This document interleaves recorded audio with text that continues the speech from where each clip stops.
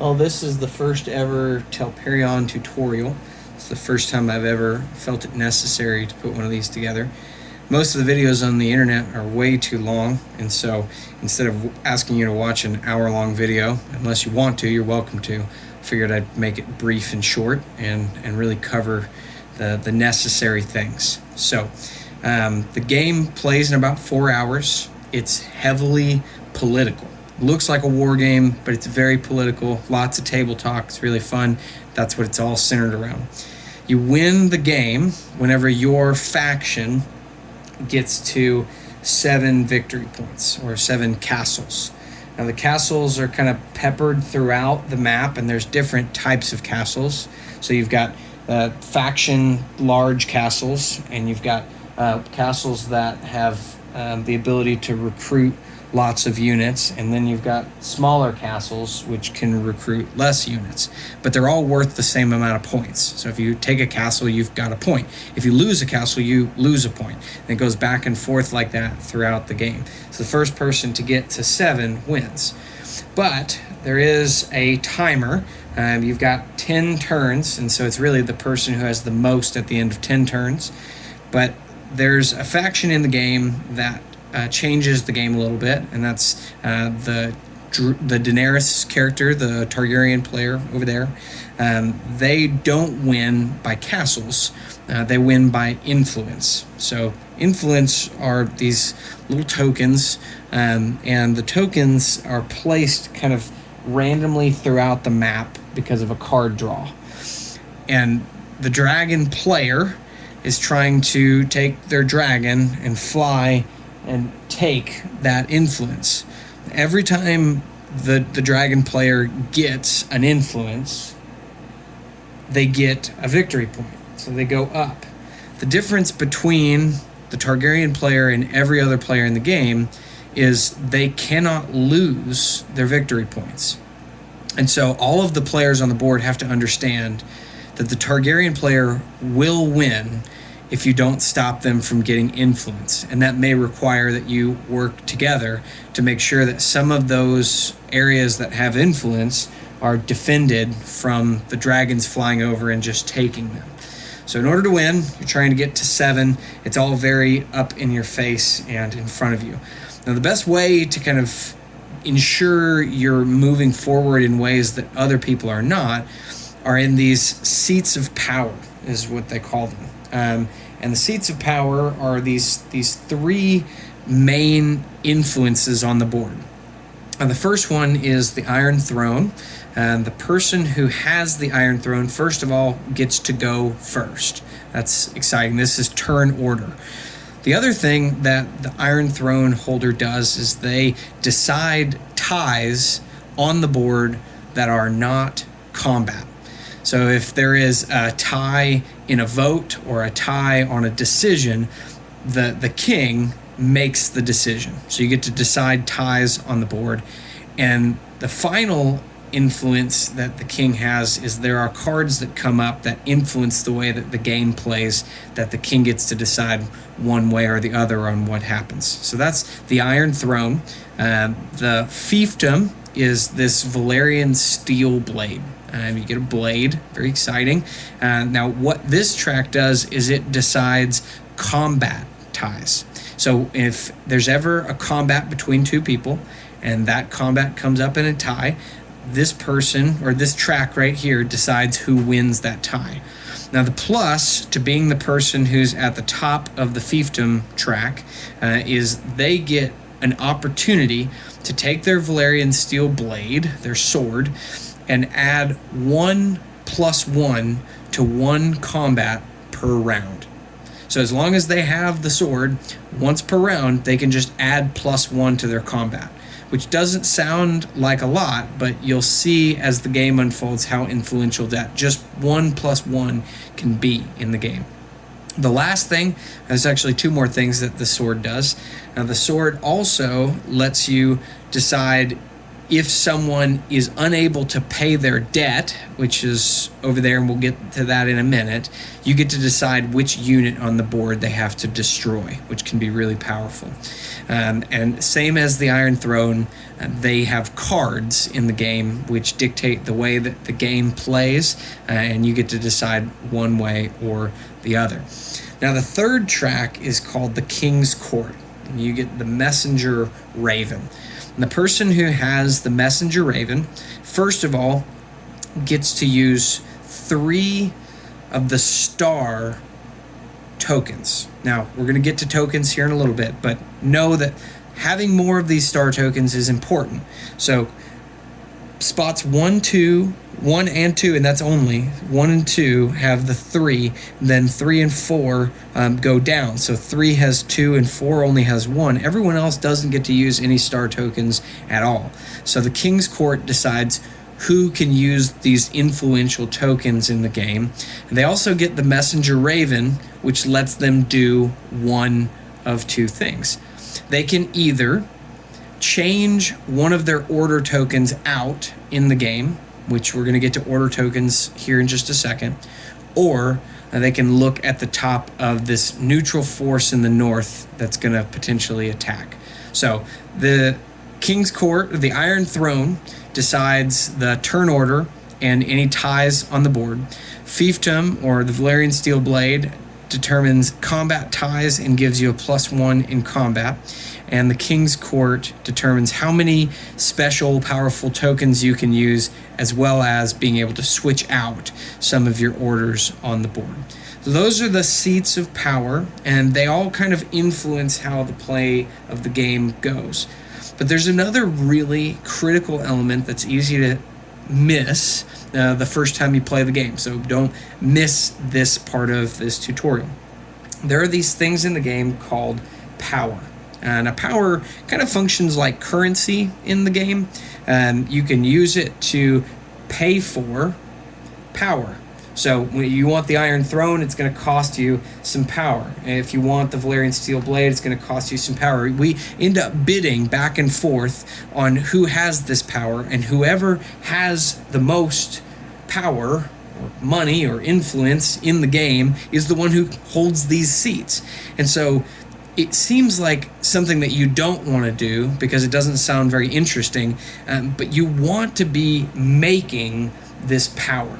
And the other thing that power does is it gives you the ability to move out of a spot and keep control of it. Now, if you place that down, you don't get it back. It stays on the board. And so those spots are places that you want to keep what's there, whether it be a castle or some barrels or a crown, or else you've lost that token. And so this power is available to all people. It's all over the map, and you can claim it in the same way that you could claim anything else, whether it be castles or barrels. So that being said, we need to talk about the map itself. Now, the castles we've talked about. That's pretty straightforward. There's the big castles and there's the little castles. But you'll also see that there are barrels. Now, barrels are supply. Supply feeds armies. It moves armies. So you can't have an army bigger than you can feed. Now, the supply track is over here. And what you'll see is that the more of those barrels you control, the more of an army you can field. And so you have to have these barrels in order to have big armies. But that supply doesn't change until the game tells you to. So recognize on the table that this crown is power. And there are times where you get to collect as much power as you have controlled on the board. And these barrels are what's called supply, and they help feed your army and move your army and get larger armies. So don't miss those icons on the map and don't see them as unnecessary spaces. You want those resources so that you can win the game. Now, there's an element that even the people that have played this game have only played with once, and that's the loans. And the loans are in that corner over there of the map. And what the loans from the Iron Bank do is they give you special abilities. So this one in particular gives you the ability to remove off of the table one knight and one footman of any faction. That's a pretty powerful card. But in order to have that card, you have to spend money. So in this case, you have to spend 1 power. Now, if you take the card, you then place it on its backside in front of you to remind you that every turn you owe the Iron Bank 1 power. That's every turn for the rest of the game. So these really powerful cards are going to rotate off and new ones are going to come on. And as they do, more powerful ones or less powerful ones are going to come and go, and you have to decide what those are going to be worth to you and whether or not you want to do them. Once again, coming around to the importance of power. And if you can't pay the debt, if you have a loan and you can't pay the debt, every turn that you don't pay your debt, the person who holds the Valyrian steel blade gets to decide which model on the board is removed. If the Daenerys Targaryen player, the purple dragon player, if they do not have the ability to pay a loan that they purchased, the dragon can be removed as one of the icons. That is, any model on the table is removed by the person with the Valyrian steel blade, and the dragon can be one of them. So that's important to know. Now, there are 3 phases in the game. The first phase is called the Westeros Phase, and there are a number of different cards that we go through. There's 3 different decks. Deck number 1, deck number 2, deck number 3, and deck number 4. Now, I could go through all of those cards and talk about what they mean, but I usually find that the day of is just fine. There's cards that let you get troops, there's cards that change your supply, there's cards that give you power, there's cards that bad things happen to the people on the board, but it just wastes time going through them, and so I'm not going to go through them. So the first phase is always the Westeros Phase, where we walk through the 4 decks of cards. The second phase is called the Planning Phase. Now, during the planning phase is where the majority of the game happens. Each player is going to have one of these screens, and these screens have some background information and some resources and some references that you can look at, and they're very helpful. But what they do is they block the other players from being able to see what you have behind your screen. So you've got these tokens that you are going to decide what to do with on your turn. And every model that you have on the board gets to have a coin placed next to it. And that is per territory itself. So if there is 2 models in one space, they still only get 1 token. And what everyone on the board is going to be doing is they're going to be placing tokens down to decide what they're going to do and where they're going to do it. And then simultaneously, those are all flipped over. Now that leaves a lot of mystery, and you can make promises across the table and say for the next 3 turns, I'm not going to attack you if you don't attack me. You both agree, and then during the planning phase, they decide to go against that and do what they said they weren't going to do, leaving you completely exposed. Now, that's the fun of the game. Are you going to make a deal with someone that you don't trust, or are you going to not make a deal at all? The politicalness of this game is what pushes and pulls it. So let's go through these tokens as we explain that. So the tokens, you've got the crown, which will look familiar to the one that's on the map. Now, if you place this down on a space that has one of your units on it, you get to collect 1 of the power tokens from your available supply. If you place it down on a space that has a crown on it, then you get to get 2 of the power tokens from your available supply. And if you place it on one that has 2 power tokens, then you get to get 3 from your available supply. So that's why those spaces are so important. Now, the second one over here is going to look like a fist, and that is your support token. So if someone is in combat, if these 2 units are fighting right here, this unit here can choose to support an adjacent combat. And it has to be adjacent. So if these units were here, they obviously couldn't support. And if there was a river in between them, they couldn't support. But what it does is it gives you the ability, once again, to politically work with one another, to decide, am I going to help this person or not? Am I going to help myself or not? You can choose to support or not support. Now, a critical element of support that you need to understand in order to play the game, kind of going to be a learning process as we play. A ship can support a land combat. A land unit cannot support a ship. Now, that seems pretty straightforward. Ships can land and the guys can jump off the boat and help the land combat. Guys on the land can't swim out into the ocean and help the boats. So that's why you can't do that.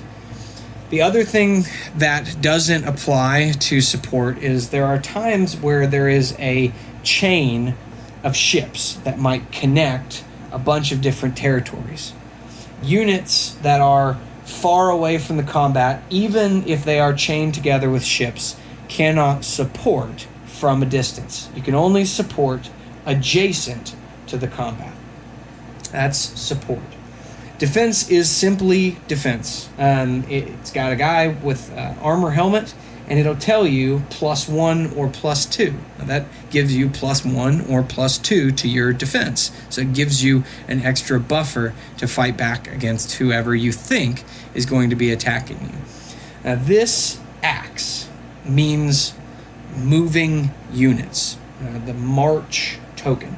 And you can either march with no factors at all, +0, so exactly with what you march, what you're marching with.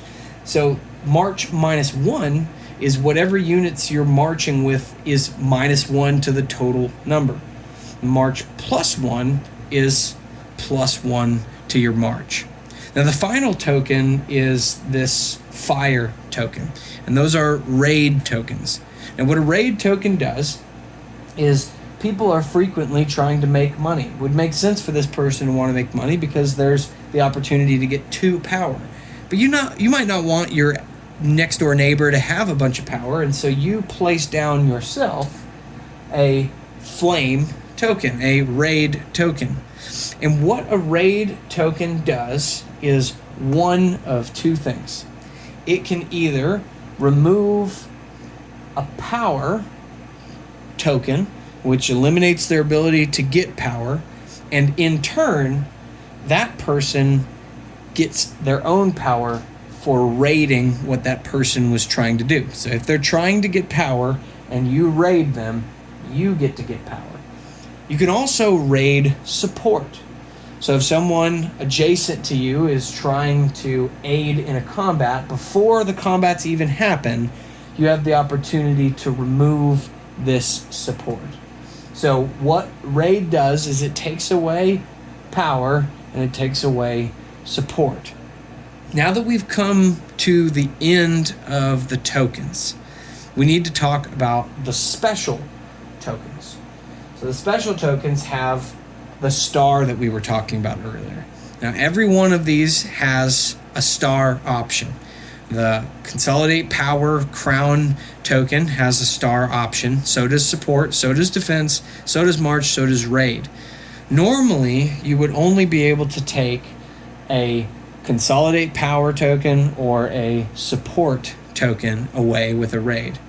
But if you're using the special star token, you also have the ability to remove a defense token.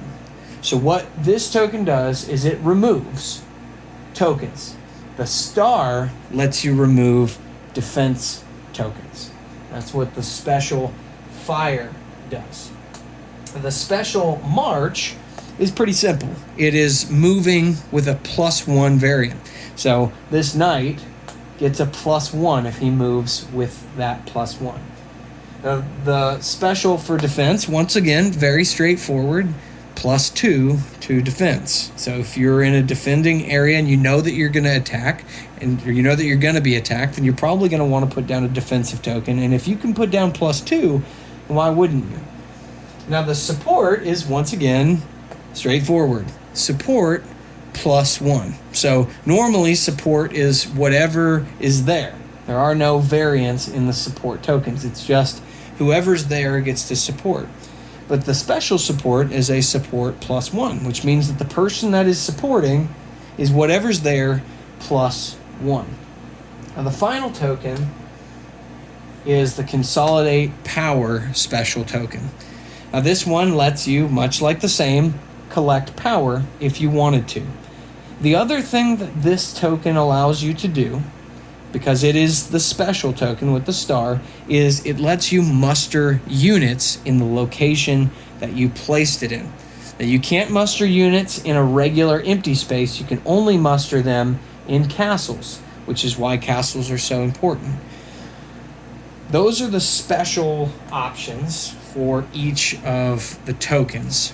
And remember, all of these tokens are going to be laid face down in each of the spaces that a person controls. And then once everyone has laid all of their tokens down secretly, no one knows what anyone is going to do, they're all going to flip over and reveal what it is that they're trying to do. Now, after everything has flipped, you go in turn order through the tokens, starting with Raid, which removes tokens off of the board, then followed by March. Now, March, once again, is moving. So you move all of the units that are going to move, and at the end of the moving and at the end of all of the combats, you're going to have the Consolidate Power token. So anyone that still has the ability to get power will have the opportunity to get power.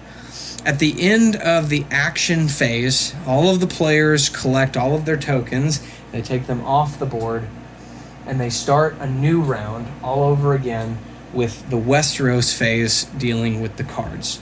So it is the Westeros phase, the planning phase, and the action phase. And that's the entire game. The hardest part about this game is understanding the way that the combat works. It's really straightforward, but it can be a little clunky depending on how much experience you have with games. So whenever there is a March token involved, you will have a unit that goes from one place to another. So in this case, this unit, a knight, is going to be moving into the space next to him to attack this one footman. Now, before we talk about combat, we need to talk about each of the different unit types. On the board at any given point in time, you're going to have footmen, which look like little men. You're going to have knights, which look like little horses. Siege engines, which look like siege engines. And boats, which look like boats. The footmen give 1 to the combat. So for every footman, you're going to have 1. For every knight, you add 2. For every siege engine, you have the opportunity to add 4. But it's only in combats that involve castles. They are useless. They're worth 0 in field combats. Boats are also worth 1. So in this case, you've got 2 versus 1. Now, this person didn't think that they were going to be attacked, and they only had a raid token down, and there was nothing that they could do to remove their person's attacking option. So it is 2 versus 1. But they did, however, think that they were going to get attacked on the other side, so they had placed a support token over here. Now, in the space next to them, these units are a knight, which is worth 2, and a siege engine, which is worth 4, only if they were attacking the castle. But they are defending, so the castle is worth nothing. Each house is going to have a number of different cards. And in combat, you're going to start by saying who is in the combat. So in this case, you've got 1 blue knight, one green knight and one green footman. That's what's in the combat. So it's 2 versus 3 right now. Then each player that's in the combat is going to pick one of their combat cards. And they're going to be key characters from the lore of this game. But that's not really what matters. What matters is some of them are going to have numbers in the top hand corner. Now you're going to add that top hand corner number to the combat. So if green were to play this card, they would add 2 to their side of the combat, which would bring them to 5. That is 1, 2 for the knight, 3 for the footman, 4, 5 for the card. Now, the blue player is looking at his cards, and he might notice that he has a card that enables him to change the way the game plays. So some of these cards are going to have words. For instance, this one says if you're attacking and lose this combat, gain 3 power tokens. Well, maybe they knew that that was the card that they had in their hand all along, and they just wanted an opportunity to get more money. So they intentionally lose this combat by playing 1, which brings their total to 3. So it is 1, 2, 3, 4, 5 against 1, 2, 3. Now, they lost, much like the card says. But because they lost, they get 3 power tokens added to their available power, which they can use later to gain influence in the game. Whenever a person loses a combat, their unit is routed, turns on its side, it's worth no combat value at all, and it retreats back to any available adjacent area. So they could retreat to any of these 3 spaces as long as there was no one in those spaces. Those units turn back on their side at the beginning of the next round. So until the end of the next round, or until the beginning of the next round, those units are worth nothing. Combat happens a lot, and the sooner you understand those 3 elements, the sooner it's going to fly for you. The units that march in go against whatever's in the space, and then you add in support on one side or the other side, or both, and then you throw combat cards down. Now you might be thinking to yourself, well, I don't know any of the combat cards. I don't know what any of them do. Well, luckily, your friend Dustin went ahead and found something that gives you the ability to know all of the cards in the game, what they say, and what they do. So you know at any given point in time what cards a person has available and what they do. So you know quantitatively, qualitatively, what is the best move if you take the time to look and see what those cards are. The last thing that I want to talk about is ports. Money is a very influential element of the game, and you want to have the ability to continue to make money as much as you can. These ports that are throughout the board give you the ability to have a steady income of power. That's the currency in the game. If you control a port and the area outside of it, you have the ability to consolidate power with that unit. If you don't have a unit controlling the sea area outside of it, then you cannot. Another thing about ports to understand is that a port in a siege combat contributes its strength in defense. But, once again, if you're attacking a port, a sea ship of a different faction is attacking a port, the units on land do not support the sea area. So you might find that it's to your advantage to defeat the units in the port before you go into a siege combat. The last thing that I want to talk about before we end our tutorial here is a little house rule that I put together in combination with a rule that is already in the game. At any given point in time, a player could bargain power for a decision. For instance, I will give you 3 power if you move out of that space and let me move in next turn. Now, that, depending on the space and depending on the person, could be a very good deal. Another influential bidding chip that you have are these cards that I've made myself just to spice up the game a little bit.